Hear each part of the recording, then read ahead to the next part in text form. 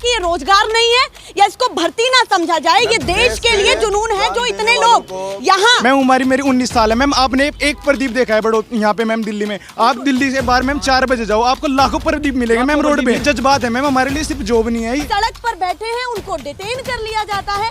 एक व्यक्ति भागता हुआ रात में सड़कों पर दिखता है, उसके लिए नौकरियों की बात हो जाती है। पर सैकड़ों इतने यहाँ पर भटक रहे हैं दिल्ली की सड़कों पर, देश की राजधानी दिल्ली में। क्या होगी माननीय रक्षा मंत्री जी, ये होगी आपकी कब पूरी होगी? मैडम ये लोग बोल देते हैं पाकिस्तान ये कर रहा है वो कर रहा है, हम अपनी छाती ले गए 35 डिग्री में। जब मैं 4 फेरे की बात कर रहा हूँ तो कितना दिल पे लगती होगी मैडम, पता है? 4 फेरे। सफाइयाँ कहाँ तक देंगे, कहीं तो पकड़े जाएंगे। ये केवल नौकरी नहीं, पता नहीं कितने घरों की आस है।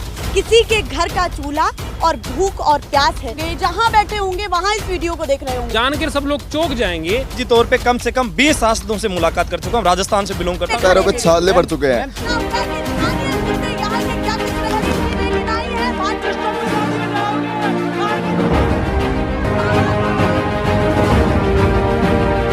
नेशनल पिलर, देश की आवाज। नमस्कार, एक बार फिर से आप सभी का स्वागत है और मैं आपके साथ मीरा राजपूत। नेशनल पिलर देखना शुरू कर चुके हैं आप सभी। इस समय हम हैं कनॉट प्लेस, राजीव चौक।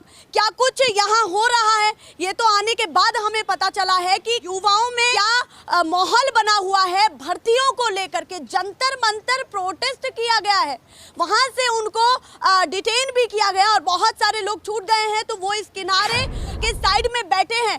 अब इनके भी मन की जानिए साहब कि सरकार आपकी बन गई है और क्या कुछ भर्तियों को लेकर के काम है और रोजगार को लेकर के काम है। सीधे मैं इन्हीं से जानती हूँ, कहाँ से आप लोग आए हुए हैं, पहले मुझे जगह बताई जाए और नाम। कानपुर से आया हूँ। कानपुर से? मेरा नाम सचिन यादव है। तो सभी कानपुर से हैं या अलग? अलग, मैं हरियाणा से। अच्छा, हरियाणा से। All over India. मैं नोएडा से ही हूँ, मैं तो पास से ही हूँ। अच्छा, आप हरियाणा से हैं, आप कानपुर से हैं? हरियाणा से मैडम। अच्छा, तो और आप मैं कहाँ दिल्ली से हूँ। दिल्ली से हैं। तो क्या हुआ है आपके साथ और कब से ये प्रोटेस्ट चल रहा है आपको मैम लगता है? 2019 में हमने एयरफोर्स के एग्जाम्स के फॉर्म भरे थे। कोरोना की वजह से एग्ज़ाम डिले हो गया था। फिर हमारा एग्ज़ाम हुआ, सब कुछ हो गया, बट बाद में हमारी एनरोलमेंट अटका दी गई। तो मैम एनरोलमेंट अटका दी, जो दोबारा उसके बाद दोबारा एग्ज़ाम्स भी हुए हैं। उनके एग्ज़ाम्स के अभी तक रिजल्ट भी नहीं आए हैं। आर्मी के फिजिकल हुए हैं, फिजिकल का अभी तक पेपर नहीं लिया गया है। और मैम काफ़ी कुछ कर लिया हमने। दो तीन बार ही तो हमने ऑनलाइन प्रोटेस्ट किया है, ट्विटर प्रोटेस्ट किया है। अच्छा, ऑनलाइन प्रोटेस्ट आपने 3 बार किया है? Yes ma'am. इससे कितनी सजग हुई सरकार? क्योंकि कहा जाता है कि जो सोशल मीडिया पर आवाज उठाई जाती है या सोशल मीडिया प्लेटफॉर्म पर आवाज उठाई जाती है वो और बुलंद हो जाती मैम है। ट्रेंड में टॉप 1 पे चलाया हमने ट्वीट, फिर भी हमारा कुछ रिस्पॉन्स नहीं आया है। उन्होंने बस खाली वही नोटिफिकेशन कॉपी पेस्ट। हम लोग कोई भी सिंगल रिस्पांस नहीं है मैम। कोई भी सिंगल रिस्पॉन्स। और इससे पहले हम लोग 2 फरवरी को भी आ चुके हैं मैम, सीएसबी गए, लेकिन वहाँ से हम लोगों को आश्वासन देके कि 10 से 15 दिन में कोई पॉजिटिव अपडेट आ जाएगा, लेकिन मैम हम लोगों को वही घिसा पिटा अपडेट मिला प्रशासनिक कारण। करके आती हूँ आपके पास, आप बताइए। मैम थोड़ा सा समय लूंगा। मैं ये कह रहा हूँ कि अभी हाल ही में पूरे सोशल मीडिया के ऊपर वायरल हुआ था देश में प्रदीप मेरा नाम का शख्स। देश की राजधानी आज 5,000 से ज़्यादा युवाओं से ऐसे प्रदीप मेरा जैसे युवा यहाँ है लगातार, ठीक है। लेकिन केंद्र सरकार एक तरीके से मेरे हिसाब से नींद में गुजर रही है। हम सरकार के खिलाफ नहीं, हम सरकार के साथ ये मांग करने आए थे कि कैसे भी करके आप हमारी आवाज़ को आगे रखो, क्योंकि ये हम कोई रोजगार नहीं मांग रहे हैं। ये विरोध नहीं है या खिलाफी नहीं, ये नाराजगी भी है। साथ साथ मैं बात बोल रहा हूँ, जो लोग बोल रहे हैं रोजगार नहीं, हम दिल्ली की सड़कों पे रोजगार मांगने नहीं आए। यहाँ सरहद पे जाने के लिए, सेना में जाने के लिए यहाँ जज्बा चाहिए, जुनून खुमारी चाहिए अपने दिमाग में उतारने के लिए। दूसरी ओर केंद्र के लिए भी भर्तियां मांगनी चाहिए। दूसरी ओर हम बात करते हैं, मेरी 19 से 21 साल की एज में मुझे 2 मौके मिलते हैं सेना में जाने के लिए। पिछले 2 साल से कोरोना काल का बहाना लेके केंद्र सरकार भर्तियां नहीं हो रही है। मैं केंद्र सरकार से पूछना चाहता हूं, जब देश में कोरोना में अगर चुनावी रैलियां हो सकती है तो फिर सेना रैलियां क्यों नहीं हो सकती? ये मेरा बड़ा मुद्दा है। इसके साथ साथ सदन में 60 से ज़्यादा सांसदों ने से, चाहे विपक्ष हो पक्ष हो, इसमें कोई मुद्दा नहीं है। जब आप सेना के नाम पर राजनीति कर सकते हो तो आप सेना के इस मुद्दे को 60 से ज़्यादा सांसदों ने उठाया, तो इस मुद्दे को ऊपर आप संज्ञान क्यों नहीं ले रही है? मेरा केंद्र सरकार से बड़ा सवाल। एज ए गार्जियन मैं कुछ बातों की तरफ ध्यान दिलाना चाहता हूँ। कुछ टेक्निकल टर्म्स को समझने की बड़ी ज़रूरत है। सबसे पहले तो बार बार हम पढ़ते हैं थिएटर कमांड आएगा, थिएटर कमांड आएगा। थिएटर कमांड आएगा, कोई दिक्कत नहीं, आप थिएटर कमांड हमारी सेना को और अच्छा बनाओ, हमें बड़ी खुशी है, लेकिन कम से कम एक प्रैक्टिकल वे से तो बनाओ। आप 2.5 साल चले गए एक बंदे को, आप समझिए हम शादी में हम 7 फेरे लेते हैं, है ना, 7 फेरे बाद शादी पक्का हो जाती है। मैं पूछना चाहता हूँ माननीय सांसदों से जो देश को चला रहे हैं, हम 4 फेरे रोज़ लेते हैं, 1600 मीटर हम रोज़ भागते हैं और दिन में हम एक बार नहीं, हम 8 से 10 बार भागते हैं। मतलब एक बंदा रोजाना ज़्यादा नहीं तो कम से कम 20 किलोमीटर भागता होगा। उस एक लड़के का वीडियो वायरल हुआ, बड़ी अच्छी खुशी हुई। लेफ्टिनेंट जनरल सतीश दुआ ने फटाफट कहा कमेंट इसको, मैंने colonel of the Kumaon regiment से बात कर ली, इसको नौकरी मिल जाएगी। अब अच्छी बात है नौकरी, जैसे कितने भटक रहे हैं। कितने सारे भटक रहे। पहली बात, दूसरी बात, ये जॉब है और ना, ये वही तस्वीरें हैं, जरा दिखाई ये जो आर्मी है ना, ये जॉब नहीं है, ये प्रोफेशन है। हम लोग नौकरी मांगने के लिए बिल्कुल हैं। एक एक बच्चे की नसें देखो ऐसे टाइट हैं, क्योंकि इन्होंने मैदान में इतना जोर लगा रखा है मैडम, है ना। ये जो लोगों को देखना चाहिए कि जिस प्रकार से, और ये किसानों के बच्चे हैं, इनके पास दूसरा कोई ऑप्शन नहीं है, ज़मीन इनके पास नहीं है, शरीर इनके पास है। अगर वो शरीर का समय चला गया तो क्या एक्सपेक्ट करें हम। दिल्ली में कोई भी आदमी अपना रोजगार चला सकता है, ये लोग क्या करें, पकौड़े तलें या फिर क्या करें। दूसरी बात, मैं 2 तारीख को CSB पे गया था, वहाँ बात की सेक्रेटरी साहब से। सेक्रेटरी साहब ने कहा भाई कुछ करेंगे, कब करोगे। मैं कुछ कहना चाहती हूँ क्योंकि बहुत सारे लोग ऑफिसेज में देख रहे होंगे, जहाँ बैठे होंगे वहाँ इस वीडियो को देख रहे होंगे। हो सकता है आप सक्षम हो, आपके पास उतना पैसा हो, पर ये वो लोग हैं जो देश के लिए अपनी जान न्यौछावर कर देते हैं। उससे पहले भर्तियां मांग रहे हैं, सड़क पर बैठे हैं, उनको डिटेन कर लिया जाता है। एक व्यक्ति भागता हुआ रात में सड़कों पर दिखता है, उसके लिए नौकरियों की बात हो जाती है, पर सैकड़ों इतने यहाँ पर भटक रहे हैं दिल्ली की सड़कों पर, देश की राजधानी दिल्ली में, उस पर नजर कतई भी नहीं है। आगे बताइए। कहना चाहूंगा कि जो प्रदीप मेहरा का वीडियो वायरल हुआ था सोशल मीडिया के ऊपर, पूरे देश की मीडिया ने, पूरे देश के लोगों ने ये कहा था कि प्रदीप मेहरा को ये दो वो दो, उसको तमाम तरीके की सुविधाएं जो मिलनी चाहिए थी, कई लोगों ने आगे आकर दी। मिलनी भी चाहिए, उसका जायज़ था। मैं केंद्र सरकार से पूछना चाहता हूं, आप उन नुमाइंदों से पूछना चाहता हूं कि अगर आपको प्रदीप मेहरा का सपना पूरा करना था ना, तो उसको ये बोलना था कि आने वाले दिनों में हम आपको भर्ती देंगे, तब जाके उसका सपना पूरा होगा। आप सुविधाएं दे देंगे तब उसका सपना पूरा नहीं होगा सेना में जाने का। सेना में जाने में उसको सुविधा देनी थी, तो उसको आपको कहीं इस बात से अवगत करवाना था कि आने वाले समय में आपकी भर्ती इस टाइम निकालेंगे, तब जाके उसका सपना पूरा होगा। ऐसे मतलब उसको ऐसे वायरल कर दिया 2 दिन में। तो है नहीं कि जनता आपके साथ खड़ी नहीं है, जनता साथ है, पर वो स्थितियां देखती है। जब एक प्रदीप जैसे व्यक्ति को देखा तो उनके अंदर कहीं ना कहीं वो भावनाएं जागी कि किस तरीके से हमारी युवा पीढ़ी इस समय भटक रही है। अब कैसे यहाँ खड़े होकर के उनको अपना दर्द और वो पीड़ा बताना चाहते हैं कि यहाँ जितने भी लोग हैं उनके मन में चल क्या 2 साल दिल्ली के अंदर आपने ऐसा कभी माहौल नहीं देखा होगा कि जब सरहदों के ऊपर जाने का जुनून रखने वाले युवा देश की राजधानी के सड़कों पे है। मेरे हिसाब से हिंदुस्तान के इतिहास में आप उठा के देखिए पन्ने, आपको ऐसा इतिहास में कभी नहीं मिलेगा। आखिरकार क्यों आना पड़ा? जब उम्र गुजर जाती है। मैं आपसे ही एक सवाल कर देना चाहता हूँ, उसी में आपको जवाब मिल जाएगा। आप पत्रकारिता करती हैं, अगर आपको बोले कि आप इंजीनियरिंग की लाइन में चले जाओ, क्या आप जाएंगी? ठीक वैसे ही मुझे आर्मी में जाना है, मुझे ये बोल दे कि तुम तो उस नौकरी के अंदर तैयारी कर लो, नहीं। जो खुमारी और जो जुनून होता है ना, जो सेना का विशेष तौर पे जो जिसके सर पे चढ़ता है ना, वो उतरने का नाम नहीं लेता। हर साल बात और लूंगा मैम, किसी का पेशा बदल दिया जाए। एक कोई व्यक्ति कपड़े सीलता है, उसको मैं कह दूं भाई कल चल तू गाड़ी ठीक कर, क्या कर पाएगा वो? जो बच्चे इतने साल से लगे हुए हैं, जिनका काम वो है, जिनका पेशा ही फौज में जाना, जिनके देश की सेवा करना हो, उनके साथ क्या बीती होगी। आप राजस्थान में जाके देखिए मैम, मैं सैल्यूट करता हूँ राजस्थान वाले लोगों को। वो बच्चे मतलब इतने प्रकार से, राजस्थान सबसे बड़ा जिला जो जहाँ पर सेना में लोग सबसे दिखाते हैं, राजस्थान, यूपी, हरियाणा, बिहार, वैसे पूरे भारत से, लेकिन 4 सबसे, और पंजाब साथ में। मैडम क्या बीतती होगी उनके माता पिता के ऊपर जब उनको ये पता चला होगा कि बच्चे। अच्छा और सुनिए, मैंने नेविया कोर्ट केस लड़ा है, मैंने खुद लड़ा। आप जानकर सब लोग चौंक जाएंगे कि देश में 100% पाने वाला विद्यार्थी बहुत अच्छा पोछा लगा सकता है। उसकी क्वालिफिकेशन ये है, मतलब अगर आपके 100% नंबर हैं तो आप बहुत अच्छा पोछा लगा सकते हो। मतलब डी ग्रुप में पोस्ट निकलती है, MR की पता होगा नेवी में, वो निकलती होंगी नेवी। मैंने खुद केस लड़ा उसका। 100% कटो, मतलब 100% पाने वाला 100% पाने वाला व्यक्ति बहुत अच्छा पोछा मार सकता है। ये देश की शिक्षा व्यवस्था है।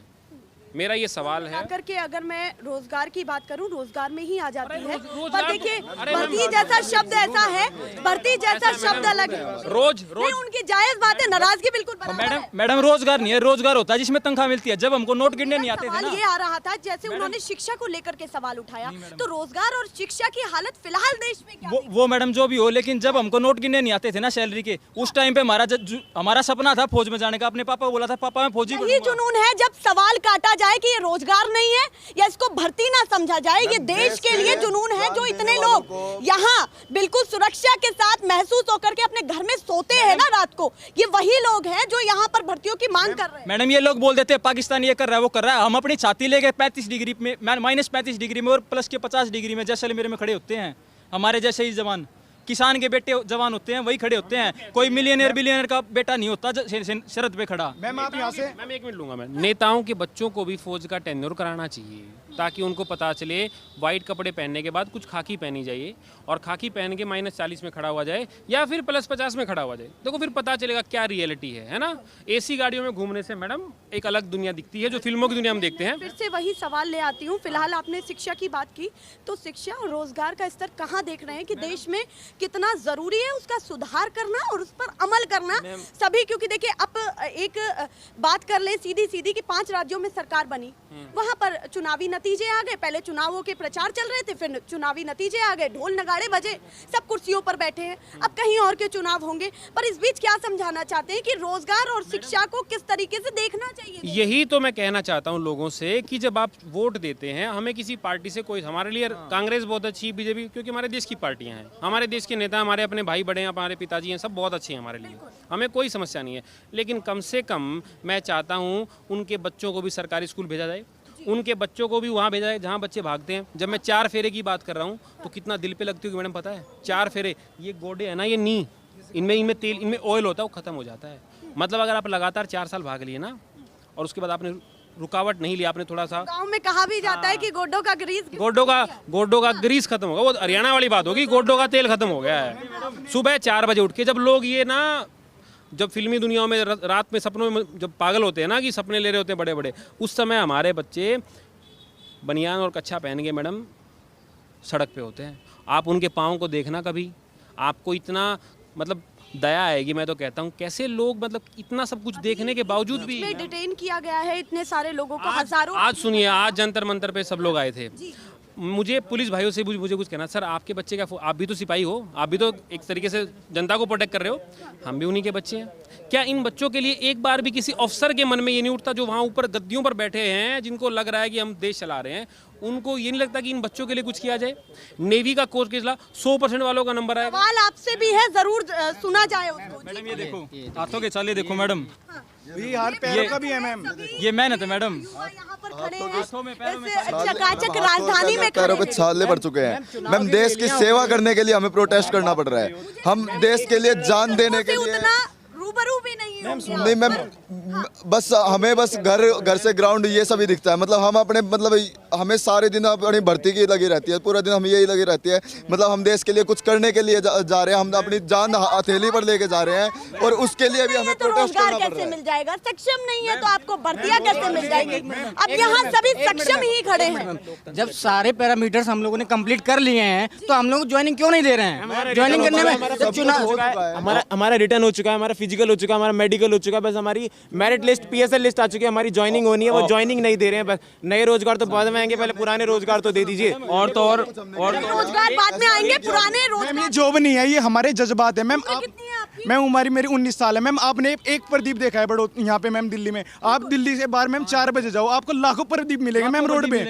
ये जज्बात है मैम, हमारे लिए सिर्फ जॉब नहीं है। ये बात ये है कि वहाँ पर मीडिया नहीं घूमती है, यहाँ पर बस मैम ये बात है मैम सारी। और कंक्लूजन क्या निकाल करके जनता के बीच में, निष्कर्ष निकाल करके जनता के बीच में मैं केंद्र सरकार से ये कहना चाहता हूँ कि हम लोगों को यहाँ क्यों आना पड़ा, क्योंकि ये जो भर्तियाँ होती है एयरफोर्स, नेवी, आर्मी, ये सेंट्रल गवर्नमेंट के पाले की भर्तियाँ होती है। इनके ऊपर पूरा का पूरा कंट्रोल सेंट्रल गवर्नमेंट का होता है। अब सेंट्रल गवर्नमेंट में हमारे जनप्रतिनिधि बैठते हैं, जो भी मेंबर ऑफ पार्लियामेंट है वो हमने चुना है। हम ये नहीं कहते उनकी सरकार, ये सरकार हमारी है। इस सरकार को हमने हमारे मत के प्रयोग से चुना है और हमारा भी हक है। आर्टिकल 19A का जो फर्स्ट पार्ट है वो हमें इस बात का राइट्स देता है कि हम देश की किसी भी जगह लोकतांत्रिक तरीके से अनुशासन की गरिमा में प्रदर्शन कर सकते हैं। और ये प्रदर्शन नहीं है, ये हमारी मांग को एक मुहिम प्रदान करना है ना। हम चाहते हैं कि देश की पार्लियामेंट चल रही है, देश के तमाम मेंबर ऑफ पार्लियामेंट यहाँ बैठे हैं, उनके माध्यम से ये आवाज़ और उसको मजबूती से हम देश के सामने रख सके, इस हक से हम यहाँ पहुँचे।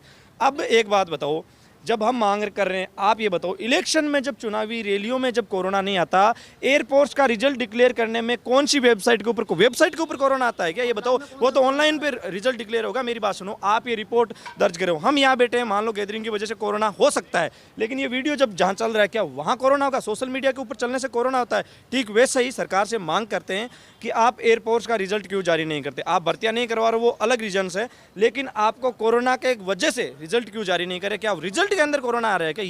ये मांग सरकार को कम से कम देखना चाहिए। और सीधे कह रहे हैं भैया, सफाइयां कहाँ तक देंगे, कहीं तो पकड़े जाएंगे। सवाल तो यही है इन सभी युवाओं का। यहाँ सैकड़ों हैं, हजार हैं, पूरे देश में लाखों भी हो सकते हैं, इसमें कोई दो राय नहीं है। जी मैम, कोई दो राय नहीं।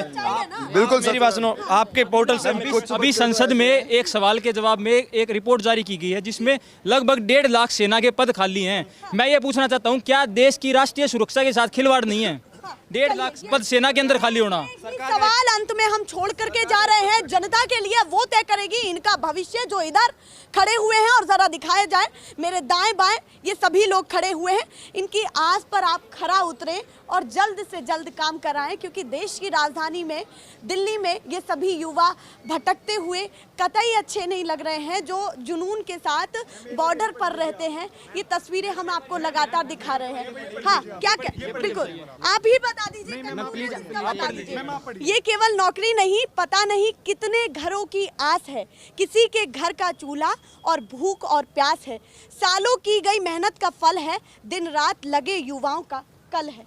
और आगे भी बहुत सारी चीजें लिखी हुई हैं और नीचे हैशटैग भी लिखा हुआ है। मैडम, ये चीजें नहीं है, ये एक पॉइंट में एक घर की परेशानी है और एक पॉइंट में लाखों घरों की परेशानी है। मैडम, एक बार आप 2 मिनट लगा के पढ़िए इसको। नहीं, आप सुना दीजिए, आप सुनाएंगे तो ज्यादा अच्छा लगेगा। हम सरकार से निवेदन करते हैं कि हमारी मांगे पूरी की जाए। हम कोई बेफजूल की मांग नहीं कर रहे हैं, हम हमारा हक मांग रहे हैं, जिसके लिए हम 3-4 साल से मेहनत कर रहे हैं। 2 साल की हो गई हमारी ज्वाइनिंग होनी थी, लेकिन अब तक इनरोलमेंट कुछ पता ना अगली वैकेंसी के लिए कोई परीक्षा का रिजल्ट का। 2 साल से एक वैकेंसी नहीं, बच्चे ओरेज हो रहे हैं। जो एयरपोर्ट का सपना हमने बचपन में देखा है, वो सपना कोरोना खा गया। पैसे ब्याज पर लेके परीक्षा की तैयारी, ये बड़ा बात है।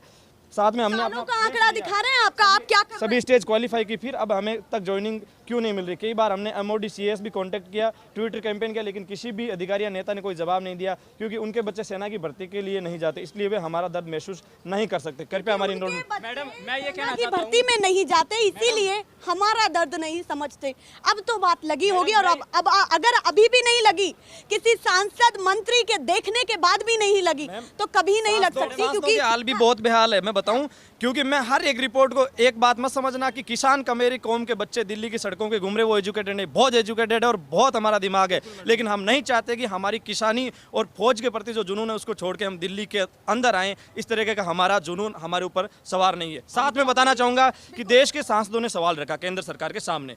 रक्षा मंत्रालय की रिपोर्ट ने क्या बोला कि 2019-20 की उन्होंने भर्तियों का रिकॉर्ड बता दिया। सांसद ने सवाल क्या पूछा था कि 2021-22 के दरमियान आपने कितनी भर्तियां करवाई है? सरकार ने भ्रम की स्थिति पैदा करके 2019-20 के डाटा दे दिए। क्यों भाई, वो सांसद हमारे नहीं है क्या? फिर आपने सांसद के द्वारा प्रश्न जो करते हैं उसको सटीक जवाब तुरंत का देना चाहिए ना, कि अभी क्या हालात चल रहे हैं। आवाज भी उठा रहे हैं, उनकी भी आवाज को कहीं ना कहीं भ्रमित करके डाइवर्ट। मैम, एक बात बताऊं, मैं निजी तौर पे कम से कम 20 सांसदों से मुलाकात कर चुका हूं। राजस्थान से बिलोंग करता हूं। इस मामले को लेके सभी सांसद एक ही बात बोल रहे हैं, हम आखिर क्या करें? हमारा काम है संसद में आवाज उठाना, काम करना है वो है मिनिस्ट्री ऑफ डिफेंस का। अब रक्षा मंत्री जी, इलेक्शन हो रहा था उत्तर प्रदेश में, 10 से ज्यादा जगह ऐसी थी जहां उन्होंने लिखा होगी। माननीय रक्षा मंत्री जी, ये होगी आपकी कब पूरी होगी? ये मेरा आपसे सवाल रहेगा। सवाल है, ऐसी ही अपडेट आपको दिखाते रहेंगे जो जनता की आवाज है, और जनता की आवाज बुलंद करेगा नेशनल पिलर। फिलहाल के लिए नमस्कार।